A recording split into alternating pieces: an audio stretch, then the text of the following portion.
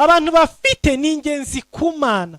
Nimba ufite amafaranga, nimba ufite pozisiyo nziza, nimba uri umwami, nimba uri directeur w'ikigo runaka, ushobora guha abakozi akazi, ushobora kubirukana, ushobora kuba wakwangaje umuntu cyangwa se ukamusezerera, nimba wicana umwanya runaka ushobora guhamagara umuntu ukamuterera visa agatambuka akagenda, nimba ushobora guha umuntu inzu, nimba ushobora umuntu ufite ni ingenzi cyane ku Mana. N'umukozi w'Imana mu bundi buryo. Yesu ashimwe. Narababwiye ngo musengera imitima y'abantu muri Overnight Friday.